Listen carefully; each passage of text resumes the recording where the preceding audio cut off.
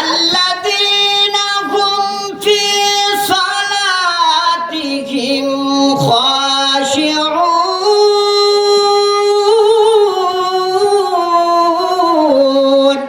আল্লাহু আকবার। আল্লাহ কত মহব্বত করে কথাটা বলছেন, আল্লাহর কথাটার কত ওজন। আল্লাহ বলছেন ওই সমস্ত ঈমানদার, ওই সমস্ত মুমিনেরাই সফলতার মালা গলায় দিয়েছেন। কারা? যারা নামাজকে বৈবিতির সাথে, নামাজকে খুশু এবং খুজুর সাথে যারা নামাজ আদায় করেন, আল্লাহ বলেন ওই সমস্ত মুমিনরা সফল হয়ে গেছেন। সুবহানাল্লাহ জোরে বলেন। আল্লাহু আকবার, আল্লাহু আকবার। এরপরে আল্লাহ বলেন والذين هم عن اللغو معرضون।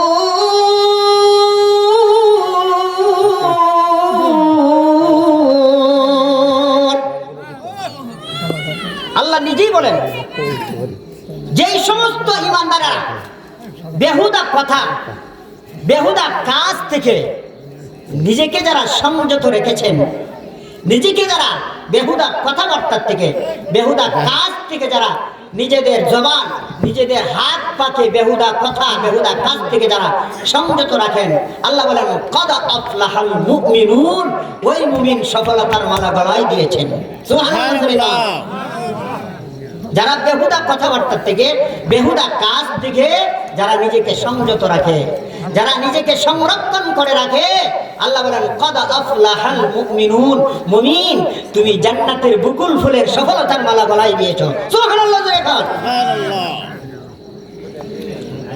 ওয়াল্লাযীনা হুম লিয-যাকাতি ফাঈলুন।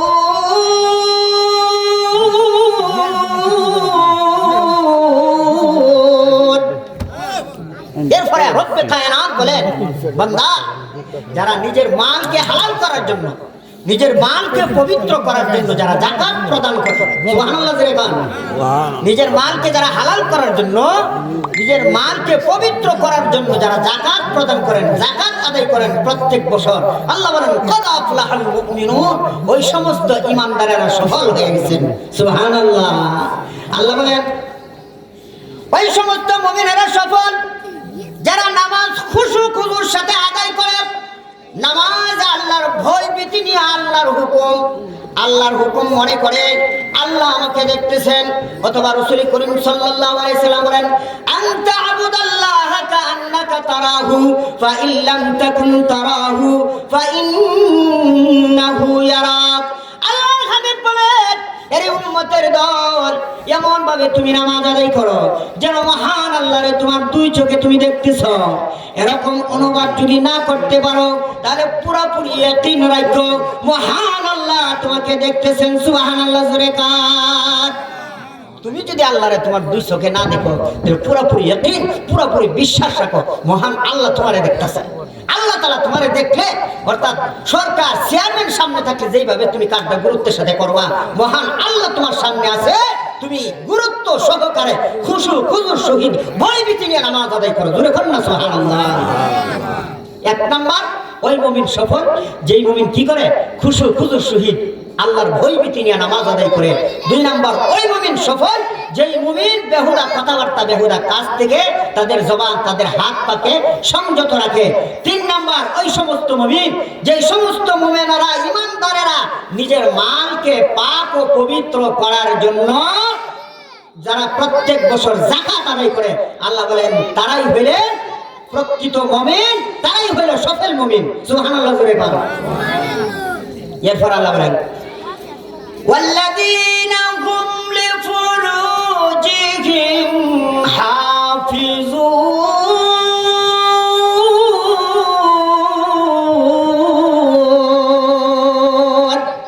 আল্লাহু আকবার জোরে বলেন। আল্লাহ বলেন যারা নিজের আপন লজ্জাস্থানকে গুনাহ থেকে, অর্থাৎ জিনা থেকে যারা সংযত রাখে, যারা জিনার সুযোগ পায় আল্লাহর ভয়ে যারা জিনা করে না, আল্লাহ বলেন ওয়াল্লাযীনা হুম লিফুরুজিহিম হাফিজুন, যারা নিজের লজ্জাস্থানকে হেফাজত করে, এটা মহৎ গুণ। আল্লাহ বলেন মহৎ গুণ অর্জন করার কারণে তোমাকে সাধারণ সফলতা ঘোষণা দিছি না। আল্লাহ বলেন কাদ আফলাহাল মুমিনুন, তুমি মহা সফলতা অর্জন করেছো। জোরে বলুন না সুবহানাল্লাহ। ইল্লা আলা আজওয়াজিহিম আও মা মালাকাত আইমানুহুম ফাইন্নাহুম গায়রু মালুমিন।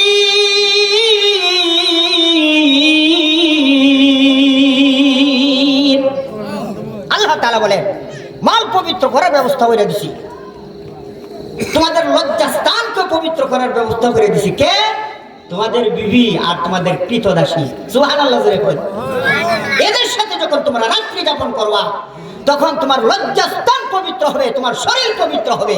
আর এরারে বাদে এদেরকে ব্যতীত যদি অন্য জায়গায় যাও, আল্লাহ তাআলা বলেন ফামান ইবতাগা ওয়ারাআ যালিকা ফাউলাইকা হুমুল আদুন।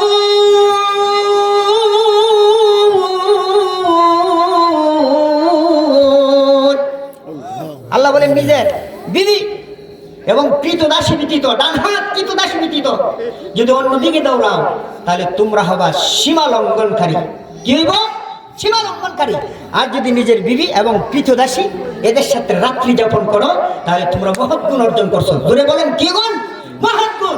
মহৎ গুণ অর্জন করার কারণে আল্লাহ নিজেই বলেন কাদ আফলাহাল মুমিনুন, ও মুমিনারা, ও ঈমানদারেরা, তোমরাই সফলতার মালা গলায় দিয়েছো। সুবহানাল্লাহ জোরে বলেন। এরপর আল্লাহ তাআলা বলেন ওয়াল্লাযীনা হুম লিআমানাতিহিম ওয়া আহদিহিম রাউন।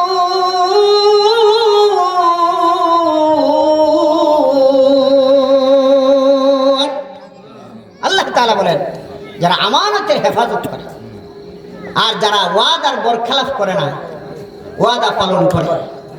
আমানতের হেফাজত, ওয়াদা বরখেলাফ করে না, ওয়াদা পালন করে, ওয়াদা পূরণ করে। আল্লাহ বলেন তারাই হইল সফল, যারা আমানতের হেফাজত করে আর যারা ওয়াদা পূরণ করে। আল্লাহ বলেন তারাই হইল সফল। কাদ আফলাহাল মুমিনুন, মানে তুমি মহৎ গুণ অর্জন করছো। তুমি মহৎ গুণ অর্জন করার কারণে আমি আল্লাহ তোমাকে সাধারণ সফলতা ঘোষণা দিছি না। কাদ আফলাহাল মুমিনুন, আমি আল্লাহ তোমাকে বললাম তুমি সফল, তুমি সফল, তুমি সফল। জোরে সুবহানাল্লাহ বলো। এরপর আল্লাহ বলেন ওয়াল্লাযীনা হুম আলা সালাওয়াতিহিম ইউহাফিজুন।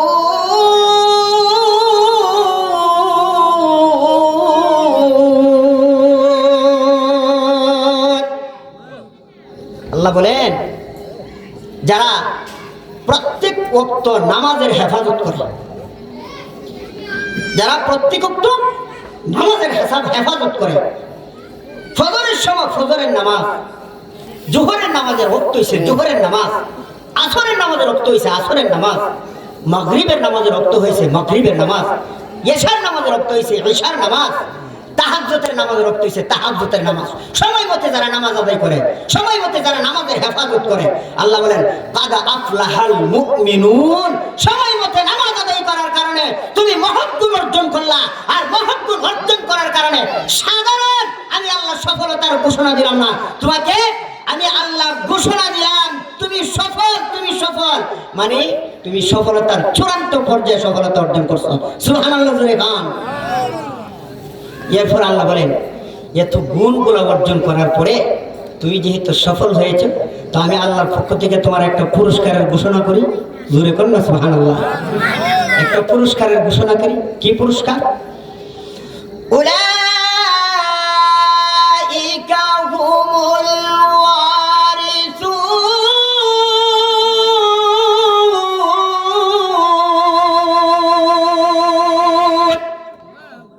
আল্লাহ বলেন উলাইকা হুমুল ওয়ারিসুন, তোমরা এতগুলো গুণ অর্জন করার পরে আমি আল্লাহ তোমাদেরকে বানাই দিলাম উলাইকা হুমুল ওয়ারিসুন, তোমরাই হইলা ওয়ারিস, তোমরাই হইলা উত্তর অধিকারী।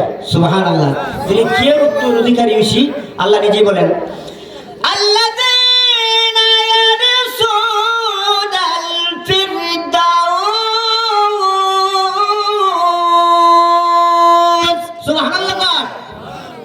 আল্লাহ বলেন আল্লাযীনা ইয়ারসুনাল ফিরদাউস। আল্লাহ বলেন জান্নাতুল ফিরদাউসের উত্তরাধিকারী। সুবহানাল্লাহ। জান্নাতের মধ্যে সবচেয়ে বড় জান্নাত, সবচেয়ে দামি জান্নাতের নাম হলো জান্নাতুল ফিরদাউস। আল্লাহ রাসূল সাহাবায়ে কেরামকে বলছেন, ও সাহাবায়ে কেরাম, তোমরা যদি আল্লাহর কাছে জান্নাত চাও তাহলে জান্নাতুল ফিরদাউস চাইবা। সুবহানাল্লাহ জোরে করো, জান্নাতুল ফিরদাউস চাইবা। কারণ জান্নাতুল ফিরদাউস জান্নাত থেকে যত জান্নাত আছে 8টা জান্নাতের মধ্যে সবচেয়ে দামি জান্নাত, সবচেয়ে মূল্যবান জান্নাত হলো জান্নাতুল ফিরদাউস। সুবহানাল্লাহ। হযরত জিবরাইল একদিন জান্নাত ভ্রমণ করতেছেন। হযরত জিবরাইল জান্নাতুল ফিরদাউসের মধ্যে ওনার 600 নূরের পাকা আছে। 600 নূরের পাকা দিয়ে হযরত জিবরাইল জান্নাতুল ফিরদাউসের মধ্যে 70,000 বছর পর্যন্ত ওনার নূরের পাখা দিয়া 600 পাখা দিয়া এইভাবে একসাথে টান দিয়া উঠতে আরম্ভ করেছেন।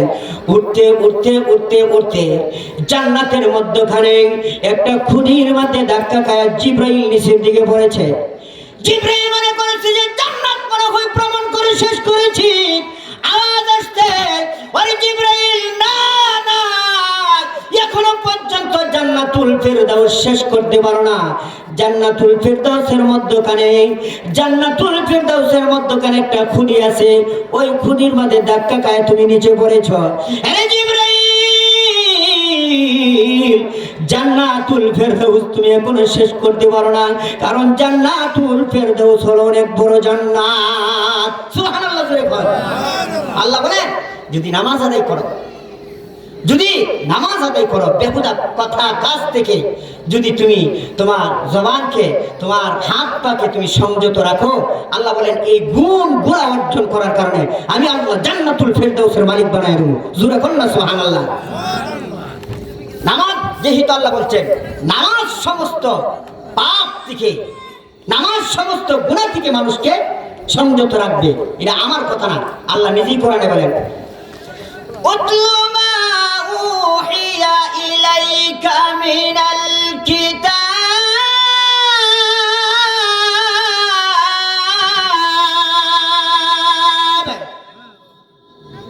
মহান রব্বে কায়নাত তার দোস্তকে ডেকে বলেন, দোস্ত, যে কিতাব আপনার উপরে নাজিল করা হয়েছে, এই কিতাব থেকে আপনি তেলাওয়াত করে আমার বান্দাদেরকে আপনি শোনান। জোরে করুন না সুবহানাল্লাহ। আমি আল্লাহ তাআলার কিতাব থেকে তেলাওয়াত করে আপনাদের শোনাইতেছি না, তা আপনারা গরু খেলি গান, হ্যাঁ আপনারা এখনো গরু খেলি গান, তার সহ্য হয়ে যেতেছি গান। বাহির হয়ে আসেন, হবিগঞ্জের হুজুর বড় কাছাকাছি আয়সা করছেন, হিজবুল্লাহ আমার হিসাব তিনিও আয়সা করছেন, রুমের মধ্যে বসা আছে, আমার পড়ে আসবে। সমস্ত মুরব্বীরা আসেন, আপনাদের পায়ের নিচে হাত রেখে বলে আপনারা আসেন। আল্লাহ তাআলা বলেন, উতলু মা উহিয়া ইলাইকা মিনাল কিতাব। হাবিব, আপনি আমার কিতাব থেকে আপনি পাঠ করে আমার বান্দাদেরকে আপনি শোনান, আপনি তেলাওয়াত করুন এদের সামনে। এরপরে আল্লাহ নিজে বলেন, ওয়া আকিমিস সালাহ।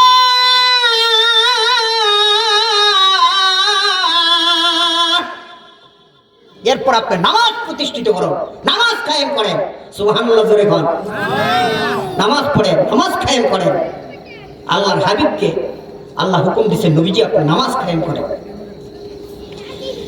ইন্নাস সালাতা তানহা আনিল ফাহশাই ওয়াল মুনকার ওয়া লাযিকরুল্লাহি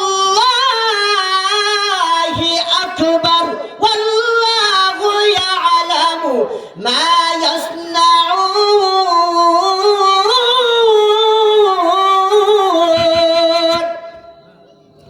রব্বে কায়নাত বলতেছে, এরে আমার বান্দা বান্দীরা শোনো, নামাজ, নামাজকে সমস্ত ফাহিশা কাজ, সমস্ত মন্দ কাজ, সমস্ত গুনার কাজ থেকে নামাজকে বিরত রাখবি। সুবহানাল্লাহ। এখানে একটা প্রশ্ন, হুজুর আপনি কইছেন সমস্ত মন্দ কাজ, সমস্ত ফাহিশা কাজ, সমস্ত গুনার কাজ থেকে নামাজকে বিরত রাখবে না। হুজুর আমরা দেখি নামাজও পড়ে সুদও খাই, মা ঠিক না বেরিয়ে জোরে খান। নামাজও পড়ে বুড়া বেড়া টেলিভিশনে দেখে বয়ে বয়ে, ঠিক না বেরিয়ে জোরে খান। নামাজও পড়ে বেড়া হাওয়ারে গিয়া সেরা আইল কেটটা ফানি ওসারে চুরি বইয়া, মোর ঠিক না বেরিয়ে জোরে খান। শান্তি আইছে বেড়া কত কালকে রাত্রে গেছে গিয়া সেরা আপনার আইল কেটটা কর সবটা হয়নি সেরা বেড়ার কাছে হয়ে গেছে, ঠিক না? এবারে নামাজও পড়ে তো হুজুর এই কথাটা তো আমার বুঝে এলো না। আমার একটা প্রশ্ন আসে কি আসে না? হ্যাঁ আসে, আমারও আসে প্রশ্নটা। তবে হ্যাঁ, আল্লাহ রাসূল সাল্লাল্লাহু আলাইহি ওয়াসাল্লাম ওনার একজন সাহাবী আবু বকর সিদ্দিক রাদিয়াল্লাহু তাআলা ওনার সামনে একজন নামাজ আদায় করতেছেন। ওনার সামনে যখন নামাজ আদায় করছেন, নামাজ আদায় করার পরে আবু বকর সিদ্দিক রাদিয়াল্লাহু তাআলা বলেন, তুমি আমার নামাজ আদায় করো। এইভাবে একবার, দুইবার, তিনবার নামাজ আদায় করেছেন। বলতেছেন, ও আবু বকর, আমি তো এইভাবে নামাজ আদায় করতেছি অনেক দিন ধরে। কতদিন ধরে? প্রায় 40 বছর ধরে এইভাবে নামাজ আদায় করতেছি। আবু বকর সিদ্দিক বলেন, আল্লাহর কসম, নবীজি যেইভাবে আমাদেরকে নামাজ শিক্ষা দিয়েছেন এইভাবে তোমার নামাজ হয় নাই। তুমি 40 বছর না, 40,000 বছর নামাজ পড়লো, তোমার নামাজ আল্লাহর দরবারে কবুল হবে না। নবীজি যেইভাবে নামাজ শিক্ষা দিয়েছেন এইভাবে যদি নামাজ আদায় না করো, ঠিক না বেরিয়ে জোরে খান। তাহলে এখন প্রশ্ন হলো, নামাজ পড়ি শুধু কাজ, নামাজ পড়ি গুসো কাজ, নামাজ পড়ি টেলিভিশনও দেখি, নামাজ পড়ি বেগানা নারীও দেখি, বোঝা গেল আমার নামাজ নবীজির নামাজের মতো হয় না, ঠিক না বেরিয়ে জোরে খান। এরপরে আল্লাহ বলেন আরেক আয়াতের মধ্যে, আল্লাহ নিজেই বলেন, والذين هم على صلاتهم يحافظون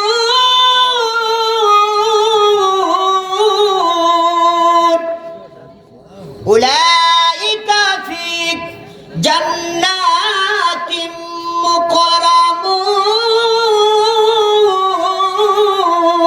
مكرمون। অনেক বুকার দলের দুঃখা দেয়, জোরে কোন কে দলের কথা কই, কে দলের দুঃখা দেয়? বুকার দলের দুঃখা দেয়। কেমনে দে ক এই কি দুঃখাটা দে ক? নামাজ চললেই যে জান্নাতে যাওয়া যাব এমন কোনো কোরআনের আয়াত আসেনি, কোনি না কোনা কোরআনে এমন কোনো দলিল আসেনি নামাজ চললেই যে জান্নাতে যাওয়া যাব। আমি বলি আছে, আপনি বলেন, আপনারা বলেন আছে, আসেনি না নাই? আছে। আল্লাহ বলেন, ওয়াল্লাযীনা হুম আলা সালাতিহিম ইউহাফিজুন, যারা সালাতের হেফাজত করো, যারা নামাজ কায়েম করো, আল্লাহ বলেন উলাইকা ফি জান্নাতিম মুকরামুন। আল্লাহ বলেন যারা নামাজের হেফাজত করে, যারা নামাজ পড়ে, আল্লাহ বলেন আমি আল্লাহ তাদেরকে জান্নাতে সম্মানিত করব। জোরে কোন না সুবহানাল্লাহ। তো এই দলিল আছে না নাই? সূরাতুল মাআরিজে 34 এবং 35 নম্বর আয়াত। আল্লাহ বলেন যারা নামাজ কায়েম করে এদেরকে আমি আল্লাহ জান্নাতে সম্মানিত করুন। সুবহানাল্লাহি ওয়া বিহামদিহি। এরপরে আরেকখান আয়াতে আল্লাহ তাআলা নামাজের কথা উল্লেখ করছে। যারা আমরা নামাজ না পড়ি তাদের কি পরিণতি হবে, তারা কোথায় থাকবে?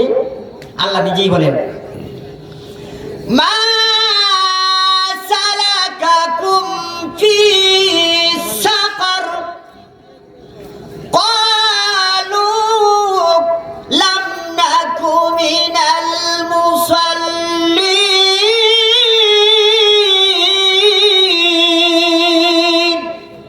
যারা নামাজ আদায় করছে এরা জান্নাতে আছে। জোরে কম কয় আছে?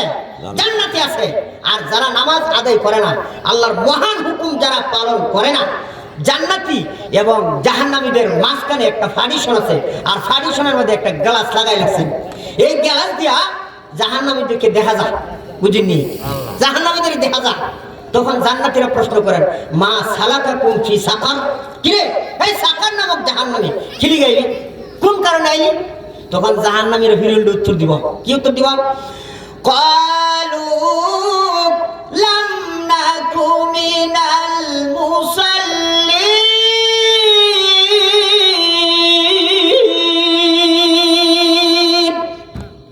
আরে তোমরা দুনিয়ায় থাকতে 5 ওয়াক্ত নামাজ গিয়া তোমরা মসজিদে পড়তা, তোমরা মুসল্লি হইতা, মুক্তাদি হইতা। আমরা তো নামাজ পড়ি নাই। জোরে বলেন কি পড়ি নাই? নামাজ পড়ি নাই। নামাজ না পড়ার কারণে আজকে আমরা জাহান্নামে আছি। জোরে কর, নামাজ পড়লে কোন জায়গায় থাকবো? জান্নাতে। জান্নাতে একটা প্রশ্ন করবো, মা সালাকুকুম ফি সাকার। এরপরে জাহান্নামের উত্তর দিব, কালু লাম নাকু মিনাল মুসাল্লিন। আরে আমরা মুসল্লি ছিলাম না, আমরা মুক্তাদি ছিলাম না, আমরা আল্লাহর সেজদা দিতাম না। সেজদা না দেওয়ার কারণে আজকে আমরা জাহান্নামে হইছি। জোরে কর না নাউজুবিল্লাহ। এই জন্য 5 ওয়াক্ত নামাজ পড়ার দরকার আছে কি নাই? আরো জোরে বলেন আছে কি নাই? আল্লাহ বলেন, মুমিন তুমি যখন কোনো বিপদের সম্মুখীন হইবা, কোনো বিপদের আযাবের সম্মুখীন হইবা, তখন তুমি কি করবা? আল্লাহ নিজে বলেন, ইয়া আইয়ুহাল্লাযীনা আমানু ইসতাঈনু বিস-সাবরি ওয়াস-সালাহ ইন্নাল্লাহা মা'আস-সাবিরিন।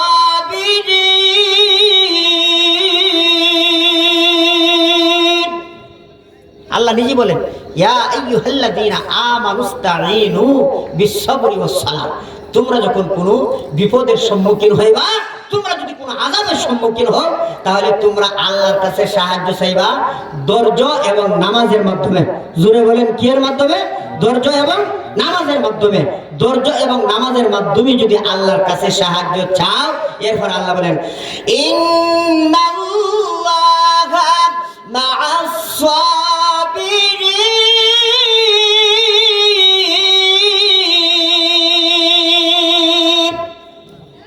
আল্লাহ বলেন, সবরকারী যারা, ধৈর্যশীল যারা, এদের সাথে আমি আল্লাহ আছি। জোরে কন্যা সুবহানাল্লাহ। বিপদের সম্মুখীন হইলে যদি আমরা নামাজের মাধ্যমে সাহায্য প্রার্থনা করি, জোরে বলেন, সবরের মাধ্যমে, নামাজের মাধ্যমে যদি আল্লাহর কাছে আমরা কি করি? সাহায্য প্রার্থনা করি। তে আল্লাহ কি ঘোষণা দিয়েছেন? আল্লাহ বলেন, তোমরা সাথে আমি আল্লাহ আছি। সুবহানাল্লাহ। জোরে কর। চারে দুনিয়া হো মুখালিফ, कुछ निकी नुकसान है, डर नहीं कुछ गम नहीं, जब रहमते रहमान है। আর এই তাম দুনিয়া যদি কাফের বিদিনের ইতিহাদ করে আর সেজদাকারীর সাথে আল্লাহ রহম করবেন। জোরে কন্যা সুবহানাল্লাহ। জোরে কোন, যারা সেজদা করে, যারা রুকু করে, যারা আল্লাহকে মানে, এদেরকে কে রহম করবে? কে রক্ষা করবেন? আওয়াজ দিয়ে বলেন, কে? আল্লাহ আমাদেরকে রক্ষা করবেন। সুবহানাল্লাহি ওয়া বিহামদিহি। এই জন্য বাবাজি, আমরা 5 ওয়াক্ত নামাজ যথারীতিভাবে জামাতের সাথে পড়ার চেষ্টা করব। যদি কোনো দরকারে হাওয়ারে মাঠে আমরা যাই, তাহলে আমরা মনে করেন যেখানে যাই, যেখানে নামাজের সময় সে এখানে নামাজ খানা আদায় করবো। করবো তো ইনশাআল্লাহ? সবাই বলেন, করবো তো ইনশাআল্লাহ? সাহাবায়ে কেরামের নামাজ দীক্ষা, সাহাবায়ে কেরামের নামাজ দীক্ষা কাফেররা মুসলমান হইছে। জোরে কোন, কি হইছে? আর আমরা নামাজ দীক্ষা, আমরা তারাবির নামাজ দীক্ষা, আমরা ওয়াক্তিয়া নামাজ দীক্ষা। ফাসেক ফুজ্জার যারা আছে, ফাসেক ফুজ্জার যারা আছে, এরা টাট্টা হাসি করে। ঠিক ঠিক জোরে কর। রাসূলের একজন সাহাবী হযরতে খুবাইব রাদিয়াল্লাহু তাআলা আনহু, ওনারা কাফেররা ধরে আটকাইছে। আটকায় সেরা ওনার একটা গরনে বন্দী করছে। বন্দী করার পরে কখন ওনার কিছু সঙ্গীরে শহীদ করে ফেলেছেন, ওনারও শহীদ করবেন। এবার হযরতে খুবাইব রাদিয়াল্লাহু তাআলা আনহুকে বলতেছেন, এরে খুবাইব, তোমাকে তো শহীদ করা হবে, তোমার জীবনের শেষ চাওয়া, শেষ কোনো পাওয়া আছে কি নাই? হযরত খুবাইব রাদিয়াল্লাহু তাআলা আনহু বলতেছেন, এই কাফেরেরা, আমার মরণের আগে, আমাকে শহীদ করার আগে আমার হাতের মধ্যে একটা ব্লিড দাও, আমি পবিত্রতা হাসিল করব, আমি পাক পবিত্র হব, আমি নাফাক লইয়া আমার আল্লাহর দরবারে আমি দাঁড়াইতে চাই না। জোরে কন্যা সুবহানাল্লাহ। হযরত খুবাইব রাদিয়াল্লাহু তাআলা আনহুর কথা অনুযায়ী ওনার হাতের মধ্যে একটা ব্লিড দিয়েছেন। দেওয়ার সঙ্গে সঙ্গে ছোট্ট একটা মাসুম বাচ্চা এটা হামা করে দিয়ে হাঁপাইতে বইতে গিয়া হযরত খুবাইব রাদিয়াল্লাহু তাআলা আনহুর কুলের মধ্যে গিয়ে বয়ে গেছে। বসার পরে হযরত খুবাইব রাদিয়াল্লাহু তাআলা, এখন তো তার লাকি চান্স, সে ইচ্ছা করলে সেই বাচ্চাটারে এই নতুন ব্লিডটা দিয়া টুকরা টুকরা করতে পারবো। জোরে কোন, পারবো কি পারতো না? বাচ্চারা নরম না, শিশু বাচ্চা, ইচ্ছা করলে সে টুকরা টুকরা করতে পারবেন। কিন্তু মাসুম বাচ্চাটাকে ওনার কোলে বসার পরে উনি বাচ্চাটাকে কিচ্ছু করলেন না। কিচ্ছু না করে বলতেছেন, আরে নাফরমান, আরে বেঈমানের দল, আমি হইলাম মুসলমান আর তোরা হইলে বেঈমান। তোমরা মনে করেছো এই মুহূর্তে খুবাইবের কোলের মধ্যে ছোট্ট একটা মাসুম বাচ্চা হামাগুড়ি দিয়ে ওনার কোলের মধ্যে গিয়ে বসে গেছে। তোমরা মনে করেছো খুবাইব কি এই মাসুম বাচ্চারে মারবে, এই মাসুম বাচ্চাকে আঘাত করবে?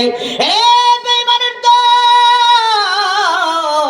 না না, খুবাইব হইল মুসলমান। খুবাইব জীবনে কোনোদিন মাসুম বাচ্চার উপরে আঘাত করবে না।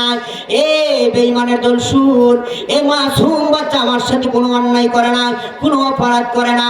মাসুম বাচ্চার প্রতি আমি খুবাইব কোনো জুলুম করব না। কিছুক্ষণ হযরতে খুবাইব রাদিয়াল্লাহু তাআলা বাচ্চাটার গালের মধ্যে চুমু দিলেন, আদর কইরা হযরতে খুবাইব রাদিয়াল্লাহু তাআলা বলেন, যাও তোমাদের মা বাবার কাছে তুমি ফিরে যাও। জোরে কান্না সুবহানাল্লাহ। আর আমরা লিখিতা করতাম, আমরা যে অবস্থা, আমরা লিখিতা করতাম, নতুন বিলেটটা যদি হাতে থাকতো আর শত্রুর ছেলে অথবা মেয়ে যদি হামাগুড়ি দিয়ে আমার কাছে আইতো, বলে আমারও যখন লাগতে না, তাহলে এই মুহূর্তে তোর সন্তান ধরে রাখতাম না, আমি থাকতাম না, আমি মরুম তো মরুম, আর কপ্টার লইয়া মরুম। ঠিক হয়ে গেছে রে কান, হ্যাঁ বেরেটটা দিয়ে টুরা করুম, আজ নিতে সন্তান। ঠিক না, ঠিক রে কান। কিন্তু হযরত খুবাইব রাদিয়াল্লাহু তাআলা বলে, যাও তোমাদের মা বাবার কাছে ফিরে যাও। বাচ্চাটারে ফিরত দিয়ে দিলেন হযরত খুবাইব রাদিয়াল্লাহু তাআলা।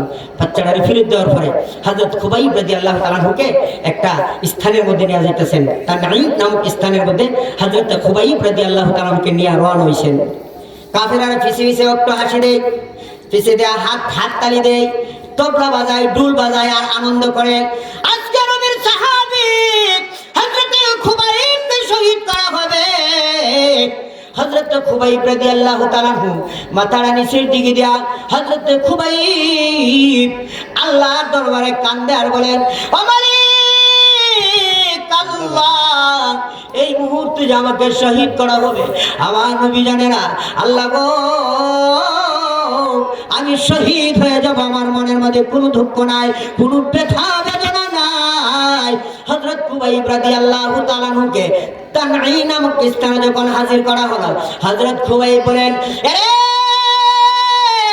নাফরমানের দল, এই বেঈমানের দল, আমার জীবনের শেষ মুহূর্তের মনের মধ্যে একটা আরজু আকাঙ্ক্ষা, মনের মধ্যে তামান্না, শেষ মুহূর্তে আমার মালিকের কদমে আমি 2 রাকাত নামাজ পড়ে আমি মরতে চাই। আল্লাহু আকবার জোরে বলে। হযরত খুবাইব রাদিয়াল্লাহু তাআলা খুবাইব বলেন, তোমাদের কাছে 2 রাকাত নামাজের ভিক্ষা চাই, আমি শেষ মুহূর্তে আমার মালিকের সাথে কয়েকটা কথা কয়ে আমি মরতাম চাই। জোরে কন্না সুবহানাল্লাহ। হযরত খুবাইব বলেন, যাও 2 রাকাত নামাজ পড়ো। হযরত খুবাইব রাদিয়াল্লাহু তাআলা নামাজের মধ্যে দাঁড়িয়ে গেছে, জীবনের শেষ নামাজ হযরত খুবাইবের। নবীর সাহাবী হযরত খুবাইব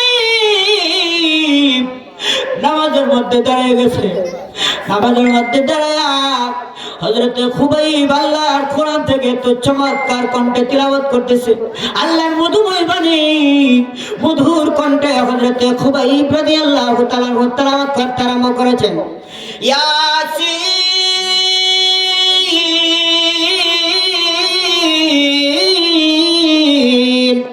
ওয়াল কুরআনিল হাকীম ইন্নাকা লামিনাল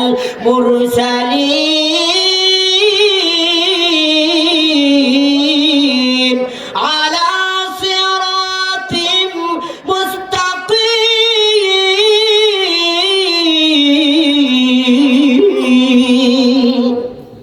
হযরত খুবাইবের শেষ নামাজের শেষ তেলাওয়াত। আরে বাবাজি, এত সুন্দর করে আল্লাহর কোরআন তেলাওয়াত করতেছে।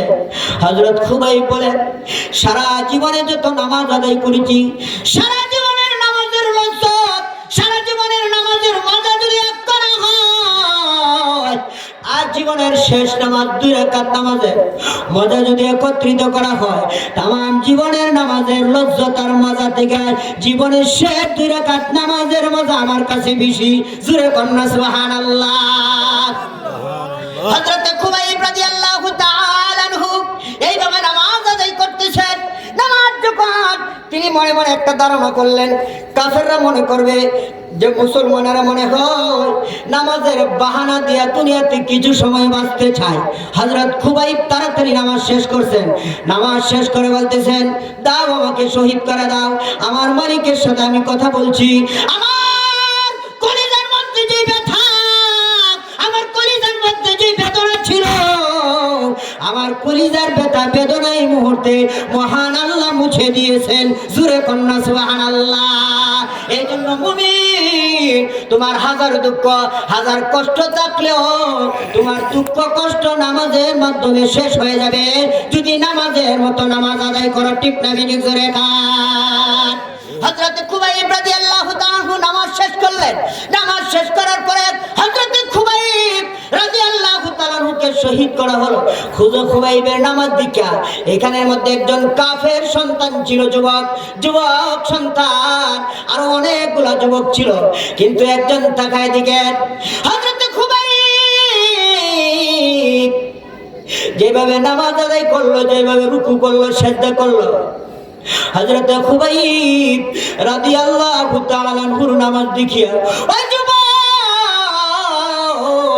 ডাক দিয়ে বলেন, এত সুন্দর জীবনের শেষ নামাজ গুলি এত সুন্দর হয়, এত মায়ার নামাজ হয়, এত মধুর নামাজ হয়, বুঝতে পেরেছি এটা সত্যিকারের মাওলার কদম ছাড়া আর কারো কদম না। খুবাইবের নামাজ দিকা ওই কাফের সন্তান সকালবেলা আমার নবীর কাছে গিয়ে হাজির হয়েছে।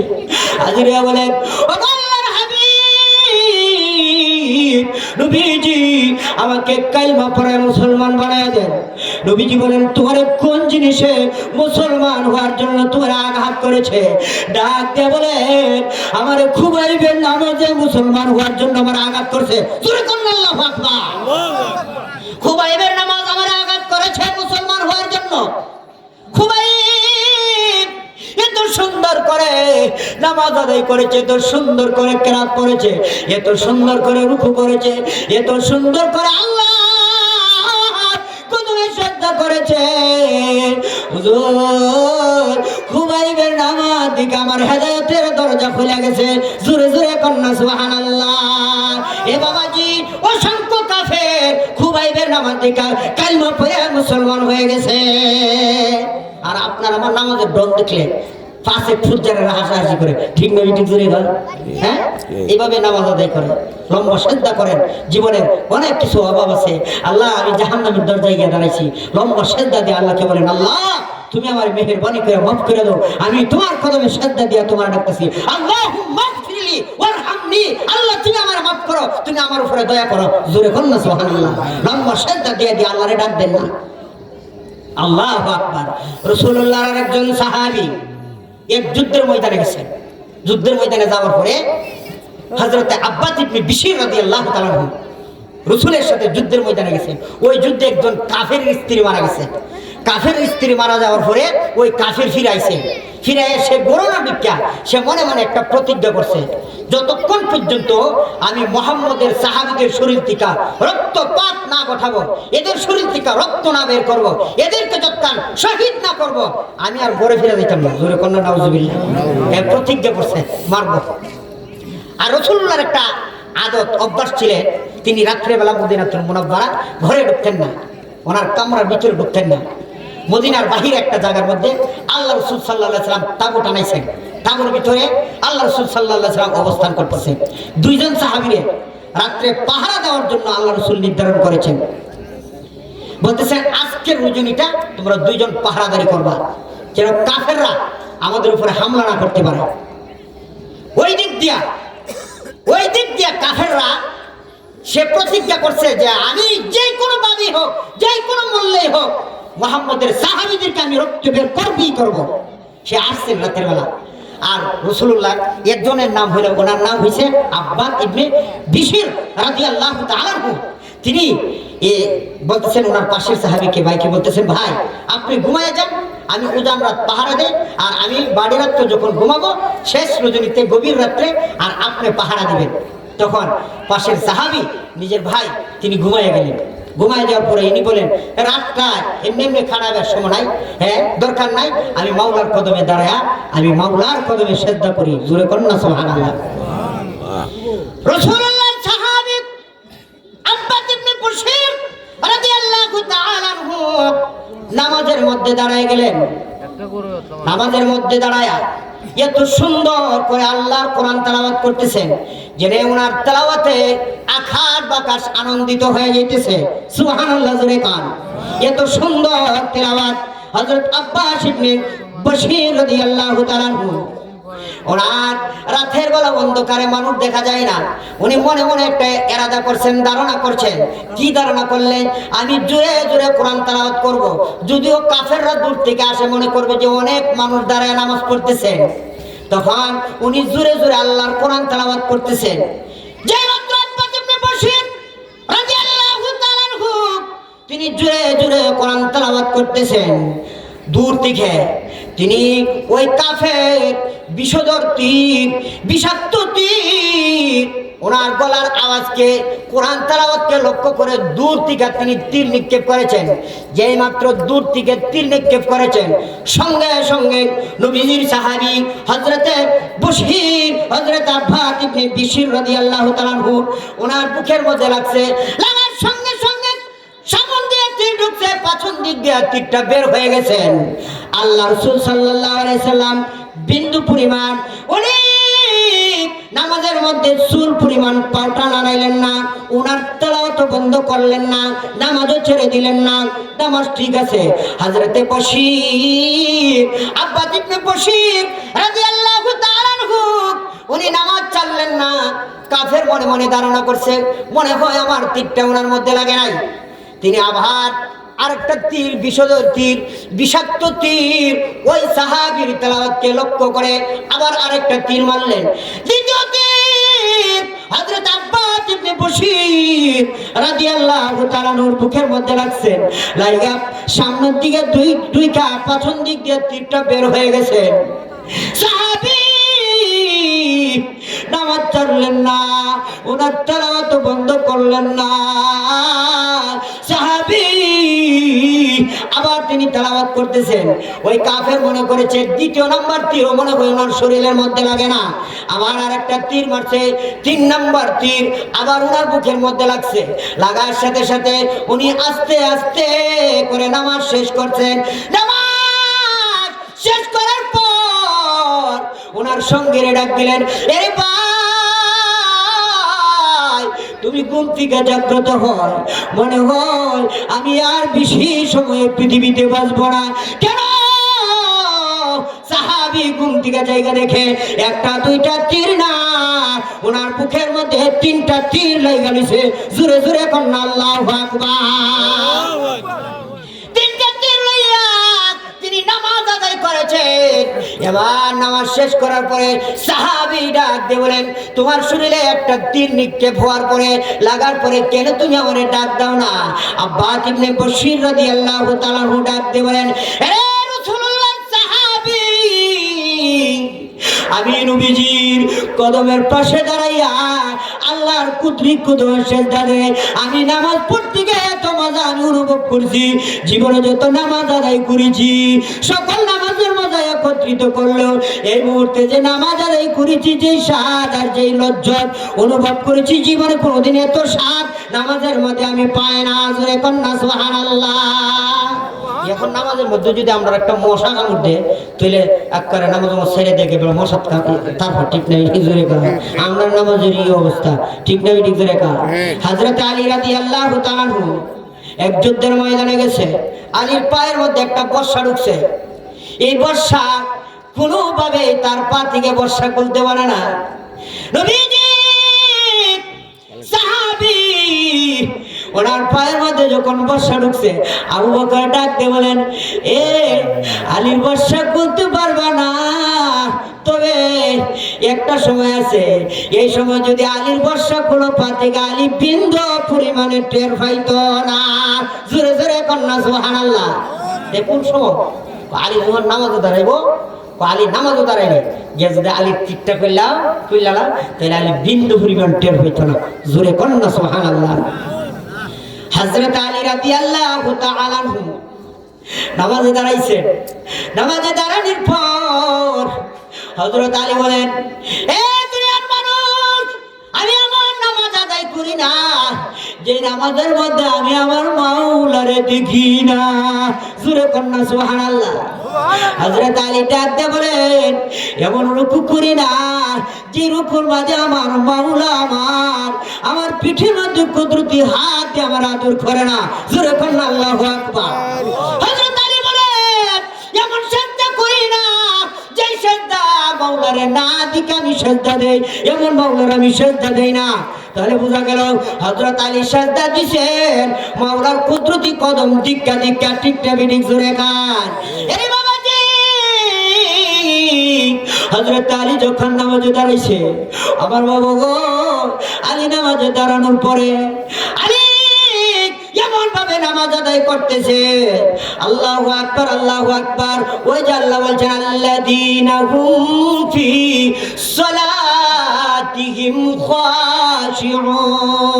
এই বাবাজি, আল্লাহর ভয় ভীতি নিয়ে, আল্লাহর মহব্বত নিয়ে হযরত আলী যখন নামাজ আদায় করতেছে, ওই সময় ওনার পা থেকে হেসকা টান দিয়ে বর্ষা কইরা ফেলছে।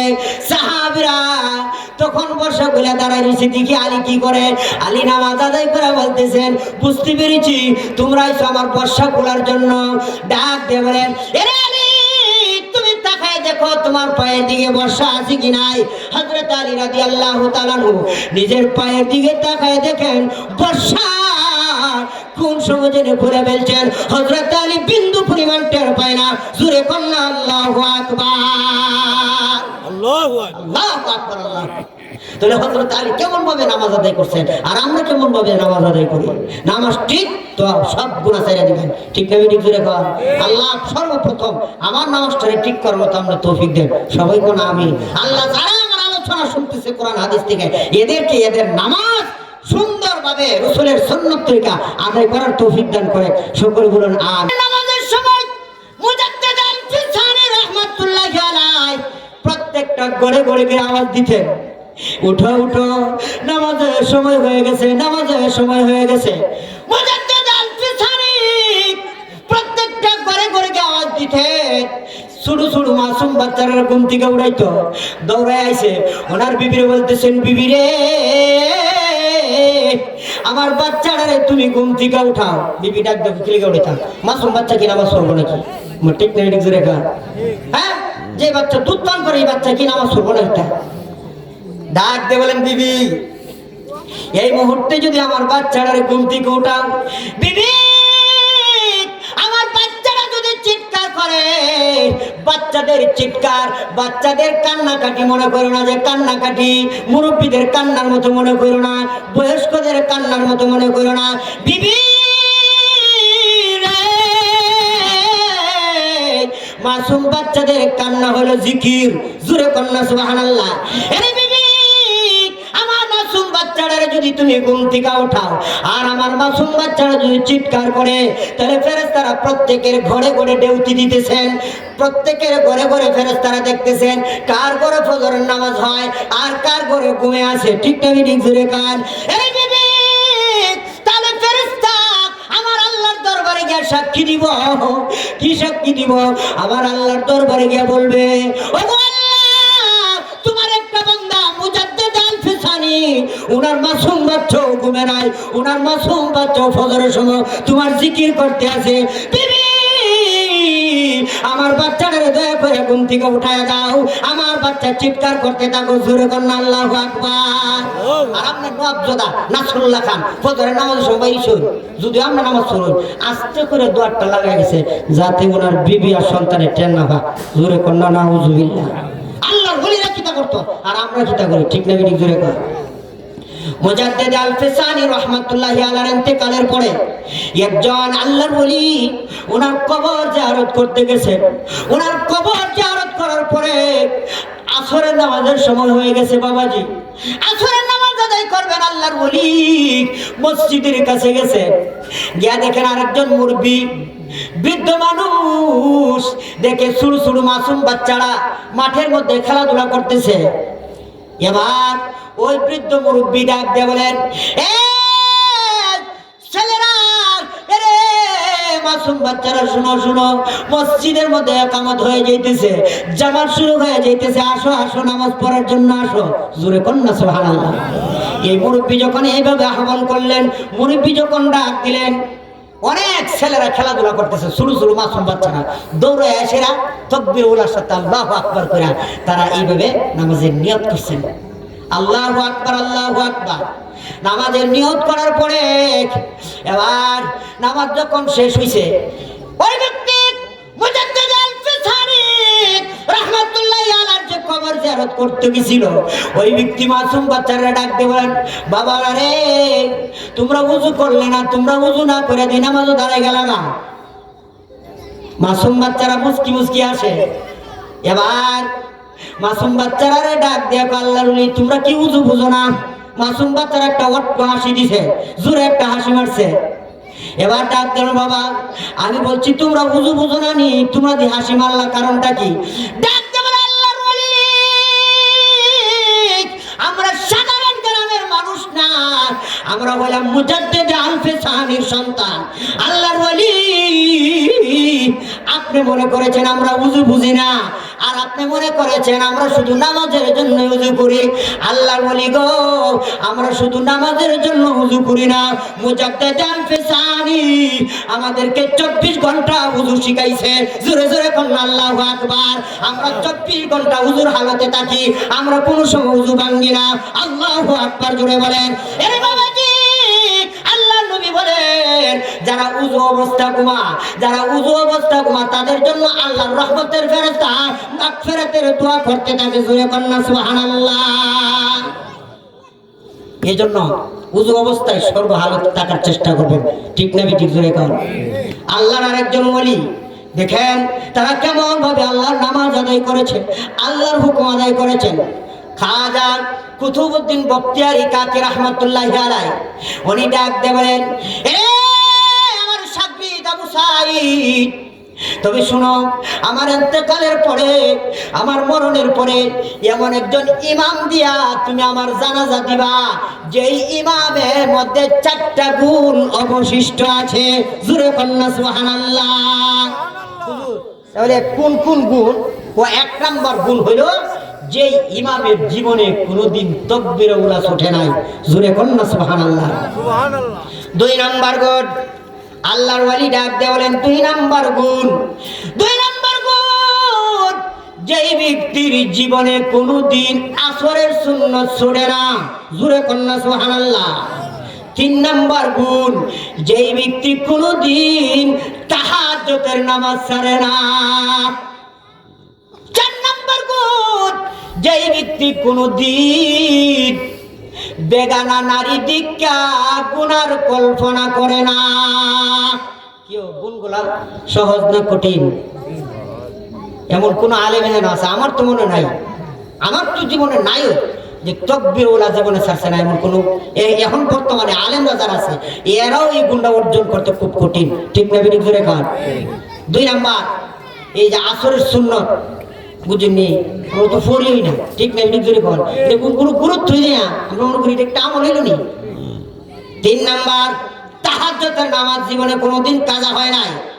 ও বাবা, এমন মানুষ আছে জীবনে কোনোদিন তাহাজ্জুদের নামাজও খারইছই না। কোন আছে না নাই?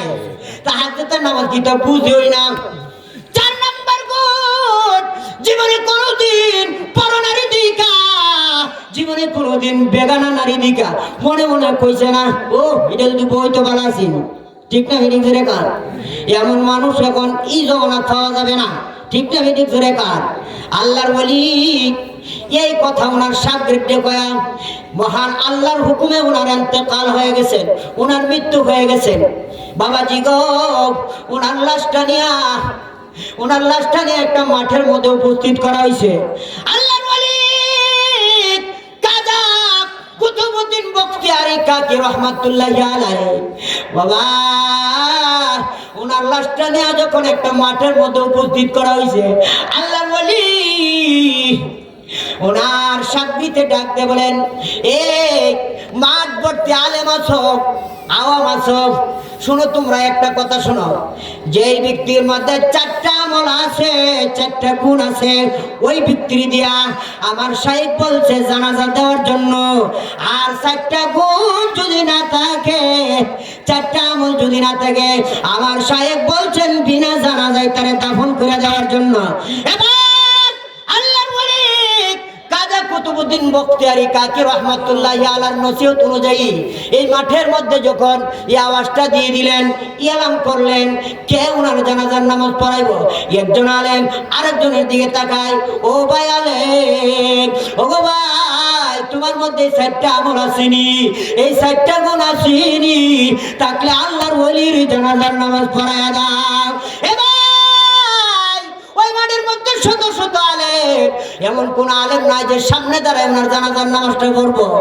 হ্যাঁ, হাজার হাজার মানুষ আল্লাহর ওলির জানাজার নামাজ অংশগ্রহণ করেছেন, এমন কোন মানুষ নাই যে মানুষটা দাঁড়ায় ওনার জানাজার নামাজ পড়বো। বাবাজিরা, তাকায় দেখেন, কথাটা লক্ষ্য করেন, কত বড় গুরুত্বপূর্ণ কথা। ওই সময় আল্লাহ বলি বলেছেন, এই 4 গুণওয়ালা বিশিষ্ট ইমাম যদি না পাও, তাহলে আমার বিনা জানাজায় দাফন করে দেবা। দেখে ইমাম নাই, ইমাম নাই, বিনা জানাজায় তার দাফন হয়ে যাবে। এবার ভারতবর্ষের প্রথম মুসলিম শাসক শাইখ সুলতান শাহ শামসুদ্দিন আল-তামাস রাহমাতুল্লাহি আলাইহি, ভারতবর্ষের প্রথম মুসলিম শাসক, আল্লাহু আকবার জুড়ে বলেন।